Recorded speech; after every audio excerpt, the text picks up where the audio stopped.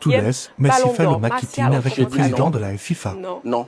Si l'on ne reconduit pas le système inique, cynique et partisan qui repose sur le lobbying, le marketing et l'affectif et non l'effectif, je pense que pour moi, Lionel Messi, seulement sur la base des critères, il a cité les performances individuelles, il n'est pas au-dessus des Highlands, le caractère décisif, il n'est pas au-dessus des Highlands, les performances collectives n'est pas au-dessus des Highlands, le palmarès n'est pas au-dessus des Highlands, la classe et le fair play, on l'a vu, parlant du fair play à la Coupe du Monde, où il allait même narguer l'entraîneur des Pays-Bas.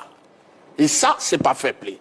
Maintenant, aujourd'hui, on veut nous faire croire certainement que la Coupe du Monde est devenue une compétition tellement importante dans le monde du football que celui qui a été élu meilleur joueur de cette compétition doit être forcément Ballon d'Or. Là, vraiment, je ne suis pas d'accord. Et si on voulait réellement se baser sur ce fait que gagner la Coupe du Monde dans le Ballon d'Or, ce n'est pas si sûr.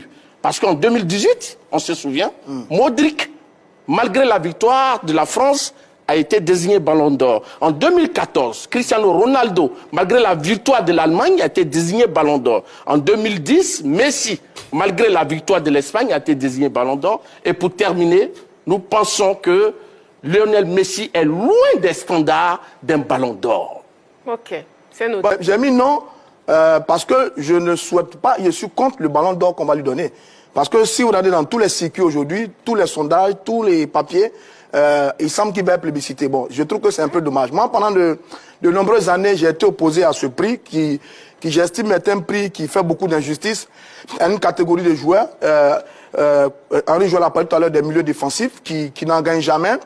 Et c'est tout le temps des avant-centres, des ailiers, des milieux de jeu qui gagnent ce trophée. Je trouve ça un peu dérangeant dans le football et ça m'embête. Et cette année encore, ça va confirmer ce que j'ai toujours pensé de nombreuses années. Si on donne ce prix à Lionel Messi, ça va ressembler à, je ne vais pas dire une injure, mais à quelque chose de dramatique pour le football.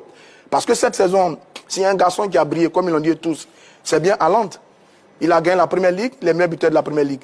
Il a gagné la Ligue des Champions, les meilleurs buteurs de la Ligue des Champions. Il a gagné la FA Cup, il a gagné la Super Cup. Ouais. Il est le joueur le plus impactant sur cette saison. Quand il arrive à City, City gagne tout. Donc c'est lui le monsieur plus. Lionel Messi, il a joué au Paris Saint-Germain. Il a joué à l'Inter Miami et il a joué avec l'équipe de l'Argentine. Qu'est-ce qu'il a gagné au Paris Saint-Germain? Absolument rien. Inter Miami, qu'est-ce qu'il fait d'extraordinaire? Pas grand-chose, ce n'est quelques buts. Et puis avec la fameuse Coupe du Monde de football. Alors, est-ce qu'une saison se résume à la Coupe du Monde de football? La Coupe du Monde de football est dans une saison. La saison tient compte d'un ensemble de compétitions, dont la Coupe du Monde de football.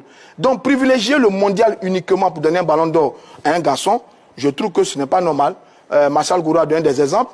Iniesta a gagné la Coupe du Monde en 2010. Il n'a pas gagné le ballon d'or. Manuel Neuer, avec le Bayern en 2014, a quasiment tout raflé en Europe. Il a gagné la Coupe du Monde. Il n'a pas gagné le ballon d'or.